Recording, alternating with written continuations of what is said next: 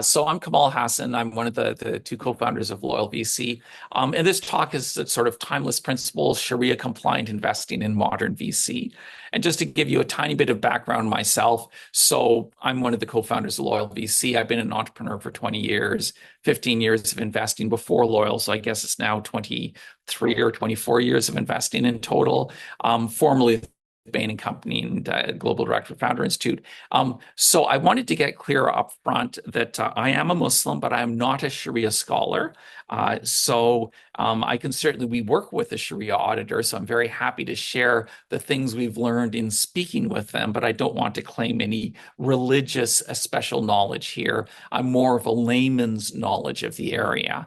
And it's interesting, one of the things that led me to actually found Loyal originally with Michael was the fact that I spent a bunch of time. So I was a consultant at Bain and Company. And one of the things I did there is I spent time working on a microfinance project to help finance Canadian entrepreneurs who were moving off of unemployment to self-employment.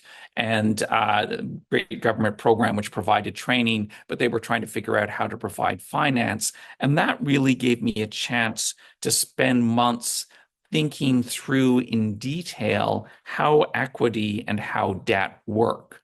And it's actually that original sort of work.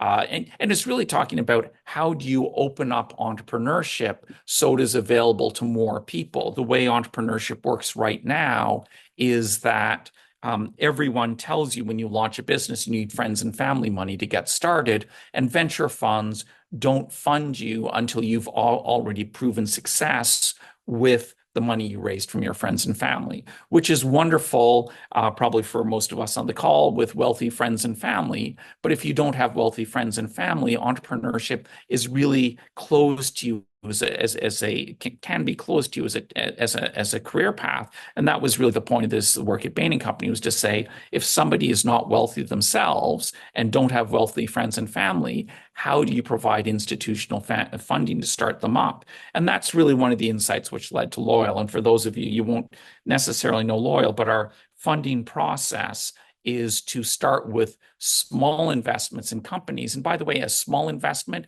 is never financially interesting to make because the administration cost to administer a small investment just makes no sense whatsoever. But the insight in what we're doing today with Loyal is to realize the value in a small investment does not come from the investment itself. It comes from the access that buys you the preferred access to much more interesting later stage funding. And that's a little bit about how we work. But just to give you another bit about Loyal, look, Loyal was launched in 2018. We're an evergreen global venture fund. So an evergreen fund means you can actually buy or sell the units each quarter. We are the 7th most active early stage VC in the world, according to PitchBook. In Q2 of 2024, they put out a ranking. We were number 7, tied with Sequoia.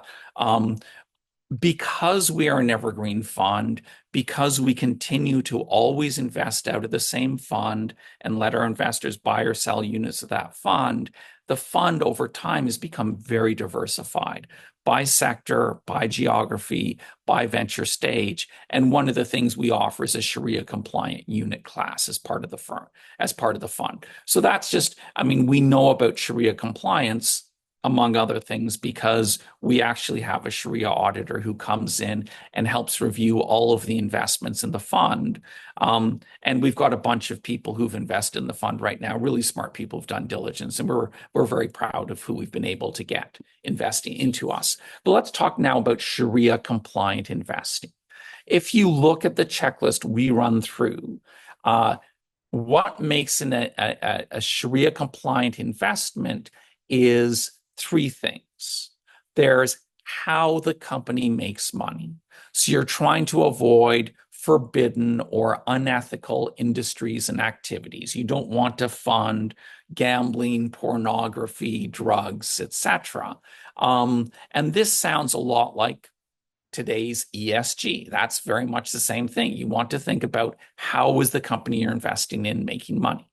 The second thing in here is you want to look at the company's overall capital structure, and you want to think about avoiding debt-like structures. And I'll talk in a little bit more detail about that as we go through this. The third thing is, so there's the company's capital structure, not too much debt in the company. There's also the investment's capital structure, avoiding you, the investor, putting money in via debt-like structure. And by the way, debt, of course, is one of the sort of unethical views from Sharia compliance is if the company makes money by lending money out for interest, that is an unethical activity through Sharia compliance. Now, in terms of who decides what is a compliant investment, you need to work with a Sharia compliance auditor.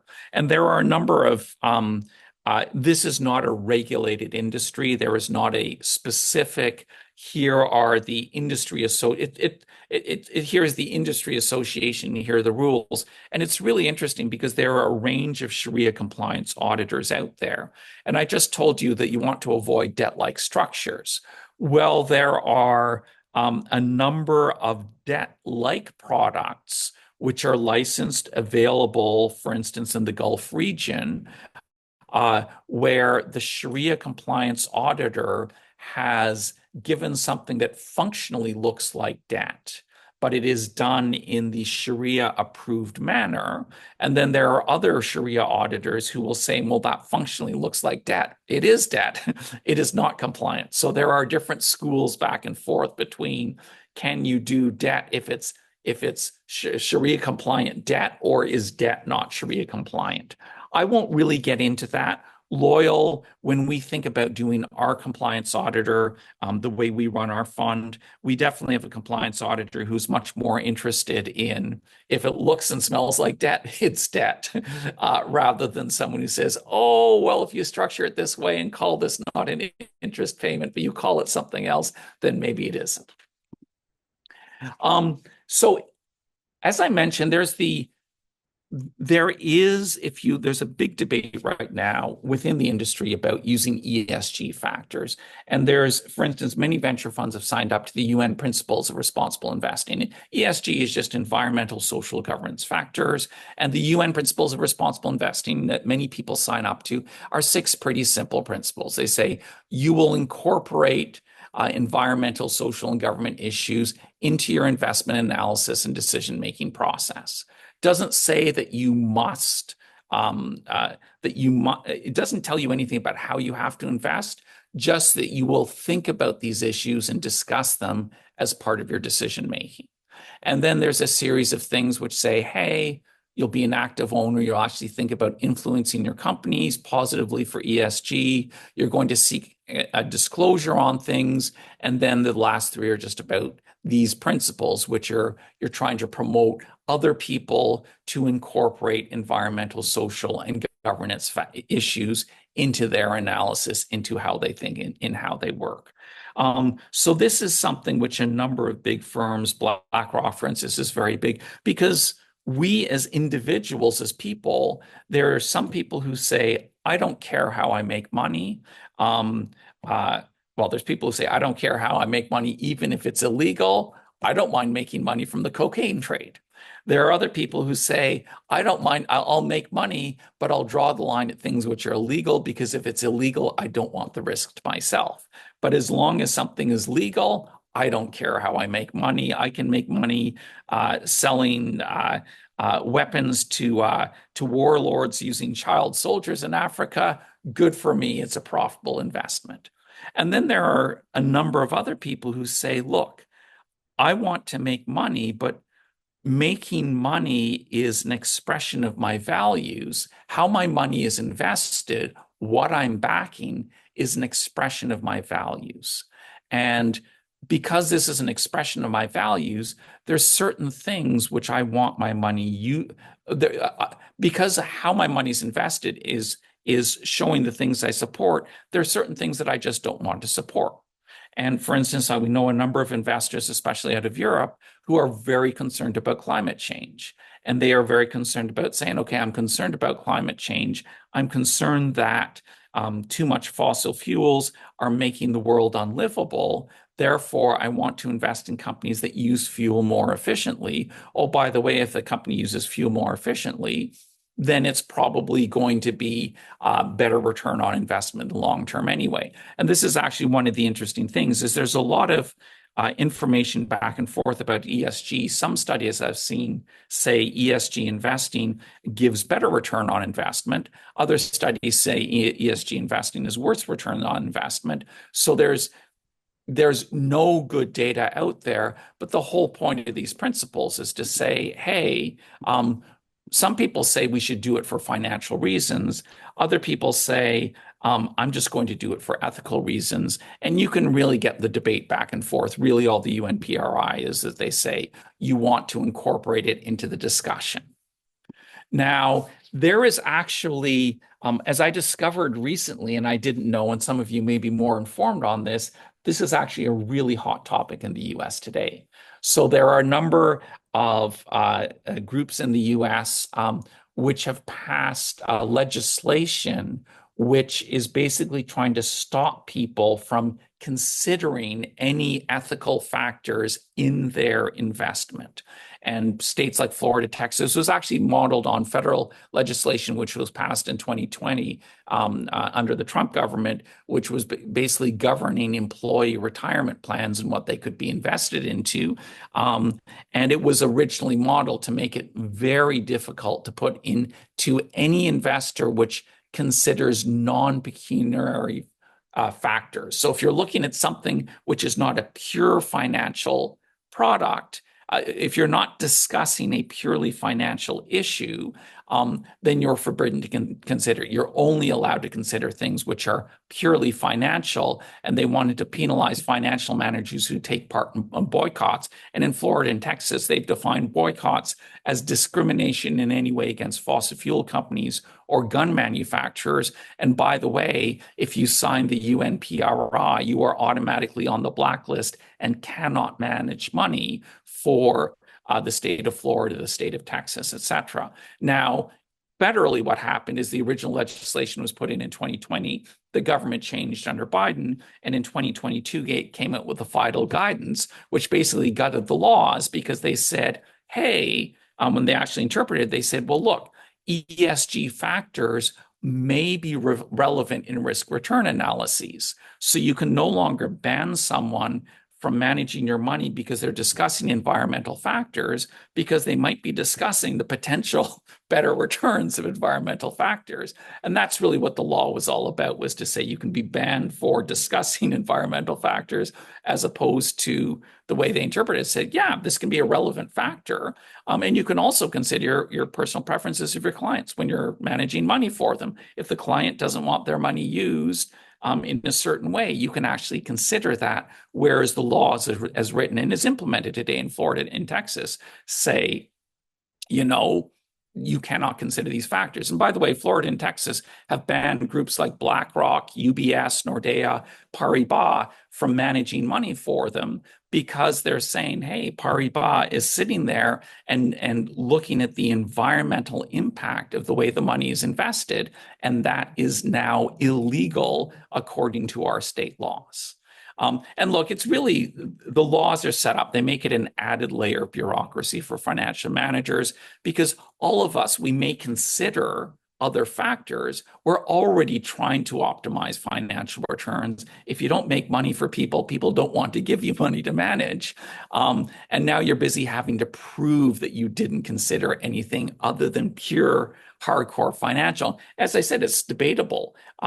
Some people say companies with good environmental and social returns have better returns. Others say they have worse returns. And because there is no settled results to go by, it just adds an admin layer to it. And in fact, there was one study I saw that said this law drove up the cost of borrowing for the state of Texas by 0.5%, just because of all the admin of trying to say, is this a pure, can we prove these people never considered anything which was not a pure financial factor, which, as we see, is sort of a little bit interesting there. So yeah, let's move now and talk. That's really the section on ESG. Let's move and talk a little bit about what the impact of debt is on investment performance. And really, I mean, a number of us have studied finance. We know pretty clearly that what happens when you add debt to a company's capital structure, well, it changes the risk return profile. It gives you higher risk and potentially higher returns to add the debt. And very specifically, if the company is doing well and can cover whatever debt you layer on, and there's private equity firms that do this for a living, you get a much higher return on the equity. Now, of course, companies don't always do well. Sometimes they can struggle. And when you layer debt on top of a company, you've got an increased risk of company bankruptcy. So it just basically, you can think about it as a pure risk return. And what this does is it increases the number of companies, the percentage chance of your companies that will go bankrupt, or the modern version in venture capital bankruptcy is acqui-hires. But the other thing which this does is it preferentially splits the returns between the providers of capital and the people who are working at the company, because whoever has provided that debt-like product is going to get paid first, whereas, and often in an acqui-hire, they'll get made whole. In fact, we can see that here. If you think about corporate M&A, the way corporate M&A works, and everyone in the industry knows this, and I've seen this in company after company after company of ours that gets acquired. If a company is acquired because of weakness in any way, I can tell you exactly what the offer will be. The classic acquisition offer, no matter how good the company is, no matter how much the acquirer wants it, if they think the company is in trouble, their starting point is going to be find out how much was invested in the company. As long as the investors have preferences, invest exactly the amount put into the company, give your investors their money back. Then the employees get offered a job and the founder gets a job with a bonus plan. And this slide is from a talk I do for entrepreneurs explaining how people think. But this is really what happens to an entrepreneur is the second you actually have a non-level capital structure, the second you have people with preferences, people with debt like they get paid first, this is how your company gets acquired. And this is the price, is whatever money was in, that's what the investors are going to get back. Now, so the result of this is that there's a real split where the investors are made whole in an acqui-hire, and entrepreneurs and employees who often work for years at a subpar at a sub-market salary because they are trying to make their company succeed, and they're compensated with equity. Often that equity is made completely valueless in the acqui-hire. They have nothing to show for years of sacrifice beyond maybe they get a bonus plan in the acquiring company. So this is really, that is sort of the moral case for it. And when you think about the Sharia-compliant investing principles, why Sharia law is against debt, it's precisely because of this preferential basis that the investors get treated differently from the employees, and people feel there's a moral case against the person who built the company, who spent years working often for free or for very little, should get looked after. And in fact, many acquisitions, many investors will do that in a manual basis. They will say, okay, well, we're getting acquired, but in the acquisition, we want, even though we have a right to 100% of the money, we're going to make sure 5% of the money goes to the founders so they have something to show for it, because we want to sort of make people happy, et cetera, et cetera. But they're writing that in because the capital structure is done in a way that the employees are getting nothing. Now, the impact of debt: better returns when times are going well, worse returns when companies are struggling. When companies are struggling, which often is linked to the economic cycle, and we are in a period right now where there is very little venture capital going into companies, where startups are struggling because they may be good, successful, profitable companies who do not have the funding to get to the next stage. So what we see right now in a period of struggle, increased risk of bankruptcy, and we can see it ourselves in our returns in the past year. So Loyal has a Class I and a Class S class of shares. Our investment class is down 18% this year. You can see entrepreneurs are in trouble. We're a massively diversified fund. We will be influenced by which way the industry goes, however good or bad our choices are in between. So the Class I units are down 18.3%. Our Sharia class units are only down 12%. So you can see there's a massive difference in returns here between the Class I and the Class S. But meanwhile, I'm sure if you dial it back to 2021, and we hadn't launched the Sharia class in 2021, but I'm sure if you dial it back to 2021, having large amounts of debt was fine when companies were doing well, when the next round of funding was happening easily, et cetera. And you would then make more money by having the leverage than not. So we talked about the corporate M&A here. Let's talk just a little bit about our fund, which is the way our fund is structured. Half our investments, and this is the data audited financials at the end of 2023, so we'll be updating it for this year. But at the end of 2023, half our assets were in common shares. There were overall around 80% of the assets were in common shares or safe notes, which our Sharia auditor has deemed as Sharia compliant, and only 20% were either in convertible notes or preferred shares or warrants, which were deemed to be non-compliant instruments. Now, if you think a little bit about why are we as an investor putting money into companies in common shares, you might think, well, look, it doesn't make a lot of sense as an investor. Why not get all the preferences you have? All the preferences you can. One of the things to think about is every time you take a preference, you are setting a precedent for the next round of financing. And the second a precedent has been set that one group of investors has preference over the founders, the next investor will then go, okay, well, there's a rule of precedence here, and I want even more precedence over the early stage, and then the next investor wants even more preference. And there's people, people talk about this in the venture capital industry in the US. They talk about the cap table being set in concrete because there's all these preferences layered on, layered on, layered on. And what happens is you can't do a down round. We have had successful companies who had investors who wanted to invest more money into them fail, because we had one company like that out of Africa where they were doing very good turnover. And I ballpark, let's talk about, they were talking about their turnover in millions per year, which means you can very easily cover costs. They were operating in what was a profitable basis, but the valuation of the company was dropping from ballpark, call it 20 million to ballpark 6 million. And because of all the preferences and terms of the people on their cap table, taking money in at 6 million, which is what the company was worth, it was no longer worth 20 million. The excitement wasn't there. The market had turned. A whole bunch of stuff was going on. But here was a good business, which could have been financed at 6 million, where they wanted to raise $1 million or $2 million. So there would have been, call it 20-25% dilution for all of the investors.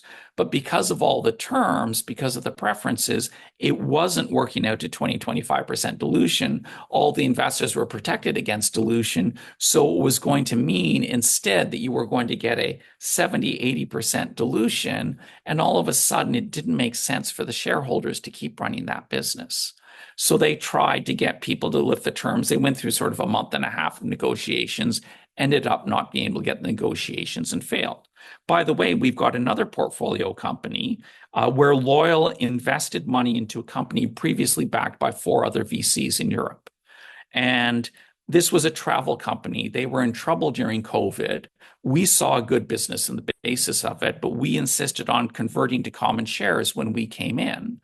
And we said, we'll invest more money in common shares, but we don't want all these preferences above us. Everyone needs to move to common shares, all the other investors. The alternative for the company was bankruptcy. And in this case, the founder said, yes. He got his other investors to agree that they would lift all their preferences. They would move to a common share only company. And by the way, we have just received an acquisition offer for that company. Because this company is being acquired as a common share company, the acquisition offer is significantly higher than the cash into the company because the acquirer wants to make it in the interest of the investors to sell. So it's sort of an all-round success story. And this is what happens is common shares just make it easy to do down rounds. Yes, they're Sharia compliant. It means the investors and entrepreneurs, our interests align, and we happen to be an investor who doesn't like having misaligned interests with our entrepreneurs. We like to be able to look at things and not think, oh, this is a good deal for me, but a bad deal for the company. We want to look at things and think, well, if it's a good deal for us, it's also a good deal for the company. And that's what happens when you common shares. You're thinking only about the company's interest, not trying to fight between your interests and the interests of the company. And then the other thing, of course, which we do is we explain all this to entrepreneurs and we say, look, common shares are better if you are more protected. But by the way, we would like to have better pricing.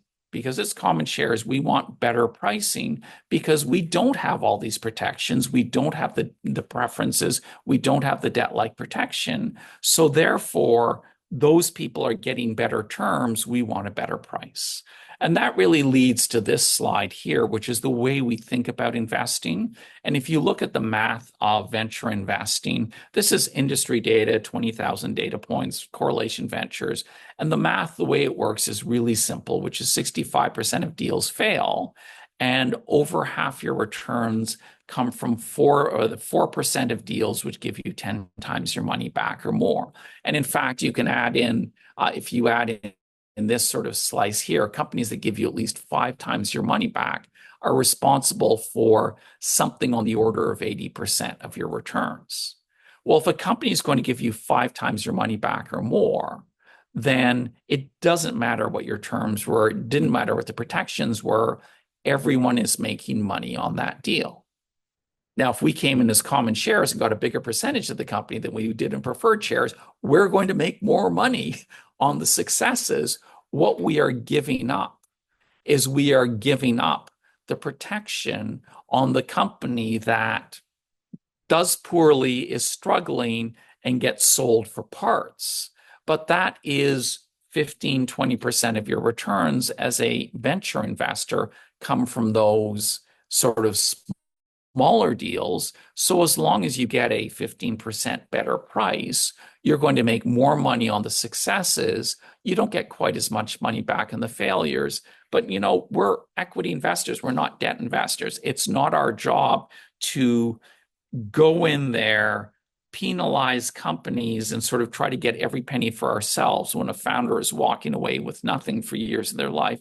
It's not, that comes back to the ethical side of it. It's not the way we want to do business, but it's also financially, we don't think it makes sense. We don't think it makes sense to claw back money on these losers because that's not where your profit is made. Your profit is made from the winners. So yeah, that was a quick overview. We talked a little bit about a sort of the ethics, ESG side of Sharia compliance, talked a little bit about capital structures, avoiding debt-like structures, and why we do it, why we actually want to align our interests with the entrepreneurs, and the advantage that we see in that we actually think is financially better off to be in common shares if you can get a better price for those common shares. And many entrepreneurs are very happy to do so if it's explained to them. Entrepreneurs, if you ask an entrepreneur, would you rather have common shares and a lower valuation or a higher valuation with preferences? If it's explained to the entrepreneur what the difference is, pretty well every entrepreneur I know is going to say, yes, I'd rather have the common shares. There's an ego thing for some where there's a specific price they have in mind. And there are some who are just supremely self-confident who believe they're just going to succeed no matter what. So valuation just is the only thing that matters to them. But most entrepreneurs, when it's explained, are people who go, yeah, I'd rather have common shares. I'd rather have a distribution of outcomes, which means I make some money when the company doesn't go as planned, and I make less money when the company does well, but I'd rather give up a little bit more of the upside in the great companies, in the great outcomes, to have something back in the less great outcomes. So yeah, that is, let me stop there and be very happy to take any questions people have. Questions or discussion. I'll give you a quick one, Kamal. So Yeah. since it's a fund, if 20% of the investments are not Sharia compliant, Yes. how do you segregate it? So at the moment, the Sharia compliant money is only about 2% or so of the money in the fund. So today, what we do is we over allocate the non-compliant investments to Class I. So Okay. because it's such a small percentage of our fund, it doesn't make a material difference. It's something we just discussed with our LP advisory committee, and they said, look, it's not a material difference today. If the Sharia compliant investments, I mean, there's two triggers we're looking at: 5%, 10%. At 5%, we'll look at it again, and above 10%, then we would actually just look at building out a sort of two pools of capital, which we Sidecar or invest. Yeah, something. exactly. Got it.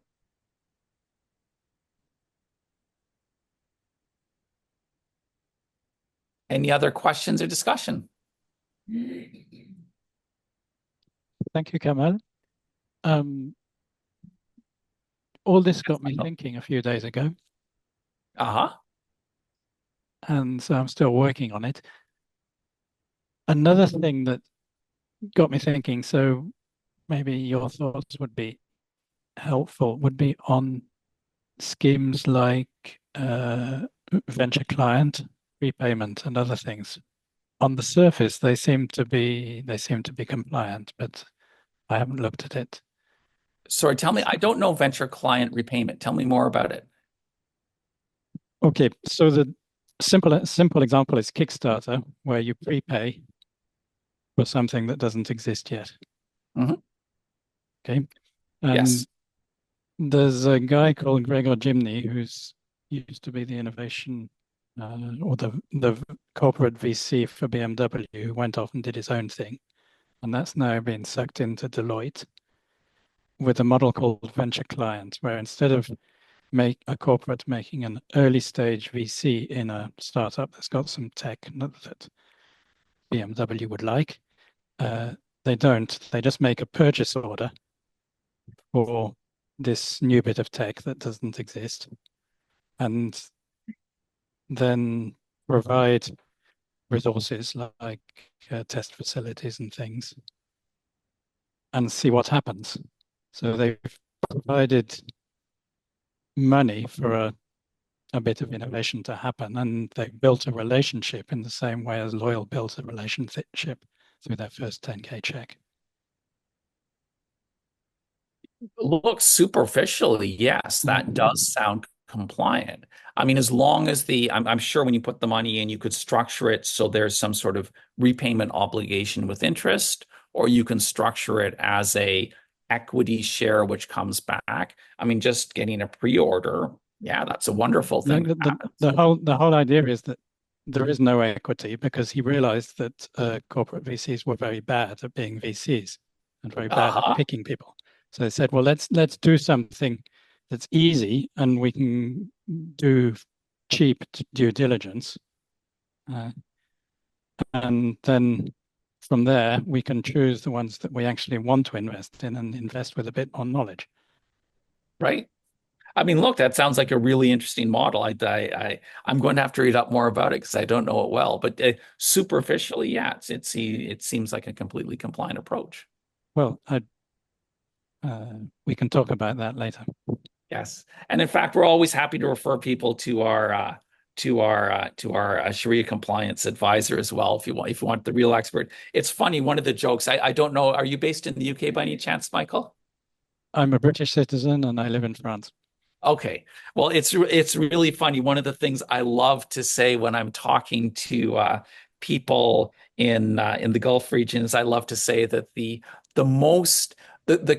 government in the world that has done the most for Sharia compliant investing happens to be the UK government, because they've got this lovely SEIS program whereby if you invest money you can into startups, you can get a tax break back from the government, but only if the investment is in ordinary shares. And it's really remarkable. So the result is we fund companies all over the world, and we find that when we're talking to companies in the UK, we say we want to do common shares. They go, of course. I mean, we have to do common shares because we want EIS. We want to give our investors tax breaks. Whereas when you're talking to people in Silicon Valley, they're like, oh, nobody does this. Everyone does preferred shares. And then in Europe, you run into people who go, oh, well, we used to do common shares, but the American way is preferred shares. So we want to follow the American best practice. And meanwhile, the UK government they just sort of said, you want a tax break, do common shares, and everyone does common shares. So it's really interesting. I have no idea to what extent ethical factors were part of their decision to only give breaks to common shares. But it's been a wonderful thing for the landscape, because that's the other thing which people don't think about. If you think from a government's point of view, if you're thinking about your whole society, when an entrepreneur starts a business, they start it with common shares, they keep common shares throughout, and then the business fails, but it sells for something, then the entrepreneur has something to show. They've rebuilt their savings and they can go back and do the next startup. Whereas when the company was funded with preferred shares, the company fails, you then have entrepreneurs who have failed, who want to do a next startup, but they've used up all their personal savings and they can't afford to do the next startup. And they go back and they actually go back and get a job because it's the only choice they have given their personal situations. And we've seen many portfolio companies where we've seen the both sides, companies failing where they got something, returning to entrepreneurship. And I've had many of those heartbreaking chats with entrepreneurs whose business failed. They got acqui-hired, they got nothing, and they're saying, I have to get a job now. So from a government point of view, having common shares is wonderful for building and supporting your entrepreneurial landscape. I mean, it's great for entrepreneurs. Miriam, you had a question or comment. Hi, Kamal, how are you? Doing well, thank you. Yeah, good morning back in Toronto. I'm in Dubai these days, still coming back to Canada in February. Question regarding, I guess you know about Fundy because we already also applied through Sunil and Founder Institute to review our pitch deck for investment. So my question is, we also onboarding Sharia-compliant investors because it's really important for MENA region, also in Africa and part of South Asia. These are the three parts we active. All right. Yes, definitely we approach different investors in this region. They're really interested to just take on board to invest in Sharia-compliant, tech startups. My question is, how eager are Canadian and American and European, Australians, Singaporeans to invest through the Sharia-compliant? You answered partially regarding the British investors for the tax break. But how about Canadians or Americans out of Silicon Valley or the rest of European countries? How eager they are? So so far I have been shocked by how little benefit we got out of having Sharia compliant units. I'm shocked by the fact that only 2% of our money is in Sharia compliant units, even though the annual return this year in those Sharia compliant units was 6% higher than the return from the non-compliant units. I mean, that's a big difference. Of course, it's a down year. That's what happens in a down year. There seems to be a perception in many, it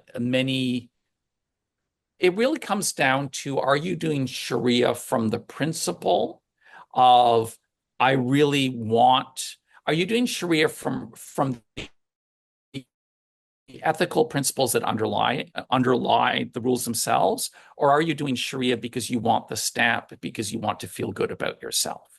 And what we found is that there's many investors. So I've had conversations with many investors in UAE, Saudi, et cetera. And I say, oh, we have a Sharia compliant fund. And the investor says back, oh, yeah, of course you have a Sharia compliant venture fund. All Sharia, we've got 20 different venture funds we can look at which are Sharia compliant venture funds. I go, oh, that's really interesting. So they invest only in common shares. And they go, oh, no. They invest in preferred shares, but they do Sharia compliant preferred shares. They do, and that was, I talked earlier about Sharia compliant debt. And it's like, well, they don't call it debt. They don't have an interest payment. They have a payment which structurally looks exactly like debt, but it is called that. And that's really what we're seeing is there's a large number of investors. There's a large number of investors don't care. I mean, sitting in Dubai and we say we're Sharia compliant, doesn't matter. We have a Sharia compliant news, doesn't matter. They go, oh no, that doesn't matter at all. It's just we found in Saudi and Malaysia, maybe in Indonesia, where people really care. And then the ones who really care, you talk about the ethical principles versus the stamp, and they're just about, yeah, just give me the stamp. I don't care about the ethical principles. This is so actually, so yeah, so that circles back. And then what do Canadians think? What Singaporeans think, etc. It's yeah, generally they don't care. And it's really interesting. There's a way of acting in venture. People are used to, in venture capital, the Silicon Valley model is best. And the Silicon Valley model is preference stacked on preference stacked on preference, because it's all about the winners. And if a company does really well, it doesn't matter what their terms were. But there is very little discussion of the ecosystem as a whole. What do you do about entrepreneurs who came close but didn't quite make it? They're really designed, it's the winner takes all mentality, which is as investors, the winners are rewarded. And in anything where you didn't win completely, the investors are rewarded. The entrepreneur doesn't get anything back. So because that's the dominant mindset, just talking about common share investing, we've had multiple investors who are more debt-like in their thinking, who go, my God, you do common shares. I would never invest in a fund that invests in common shares. I want to always make sure the fund is protected. And they're not thinking long-term. They're not thinking as an early stage investor, you're going to be at the bottom of the preference stack in the fourth round. They are thinking about the short term this round. They're not thinking about the holistic picture of what the evolution of the company's cap table looks like over time. So yeah, don't think many people care. Wish more did. It's not a lot, but I see the market is changing a little bit due to ESG and compliance, and they want to, the VCs and angels, they want to differentiate themselves from the market. That okay, we invest in these categories as well. And by the way, we see the same thing in ESG, by the way. One of the things we're doing is we're starting to report on our environmental and social return on investment, which everyone in the industry says is the end game, the ideal we want to get to. But right now, it's very compliance-based box ticking rather than really trying to calculate what the environmental impact of a company is an actual financial number, what the social impact of a company is an actual financial number. And we're starting to do that. And it is hard work when you don't have a whole industry to draw on, but we are certainly seeing interest in that. And again, we're not considered an impact fund, but we think you, the investors, want to know our environmental and social impact. So we're trying to summarize that in a number so that our investors can actually see what's going on. Exactly. It's very trendy. All right, Kamal, thank you. Welcome. Hello, Tino. You had a question or comment? Yes, I'm sorry to arrive late. I was in another meeting. Hopefully I can get Cassidy's notes. There will be a recording. We'll be happy to share the recording with you. Yes. Okay. Well, I was introduced to your partner, Michael, and that's why I'm here. Excellent. And but I find this conversation very fascinating because it aligns with my own viewpoints. Granted, maybe a little bit self-serving, but nonetheless. So what my company does is we're deglobalizing manufacturing. We're allowing customers of cabinets to access local job shop manufacturers to use up their idle machine time, like Uber does Yes. for seats. And in effect, the deglobalization of manufacturing removes 40% of the cost structure that we can arbitrage, while we're also benefiting society and the environment through that relocalization. And so the aspect of ESG is it just pops out of our operating model, where we're supporting 6 of the United Nations SDGs. And I'm curious about Novel's approach to, I'm curious about multiple things about Novel. Can you give me your elevator pitch? Well, look, I mean, one of the first things, the what you're describing in words is exactly what we do when we calculate a social and environmental return on investment. In words, you say, we're manufacturing locally, there will be less shipping, hence there will be less emissions. And then you drill down and go, okay, so there'll be less emissions. Why? Okay, there's less shipping. So let's quantify what the emissions cost is from the shipping. And oh, by the way, maybe the way your manufacturing is made with more or less emissions. So you can calculate that. Boom, you can calculate CO2 emissions, and you can say CO2 emissions per cabinet are X amount different for cabinet 1 versus cabinet 2. You can look at the social side, which is maybe, and I don't know, but maybe there may be social impacts, both positive and negative, about the local manufacturer. But what we do is you actually start off, you list out what all those mechanisms are, both positive and negative.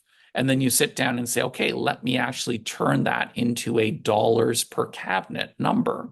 And then you can sit there and say, the return on investment we're offering people, the financial return on investment is this, but here's the environmental and here's the social. And maybe you have a positive environmental cost and a negative social cost. That's fine. But that's exactly the sort of thing which we have a team that works on, that is actually quantifying that so you can make informed decisions, and you as an entrepreneur can communicate that to your investors.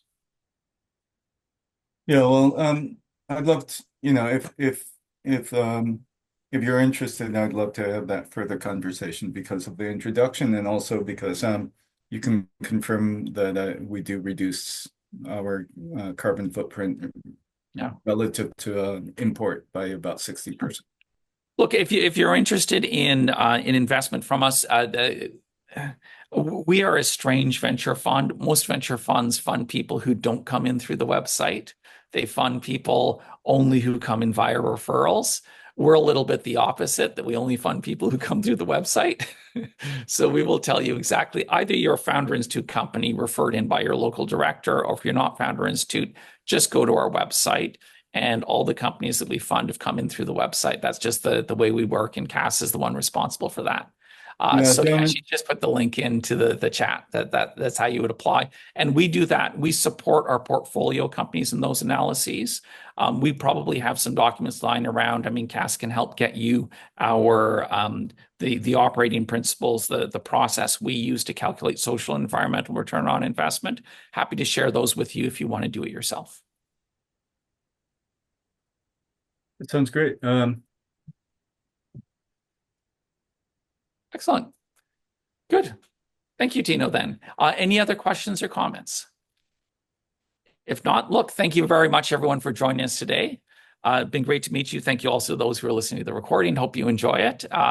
It's been, I hope you found it interesting to think about how principles from 1,500 years ago on Sharia compliance are showing up today in discussion of ESG factors in investing, and also in discussions around cap tables and how cap tables should be structured, and how to ensure that companies can survive both when things are good and when things don't go as planned.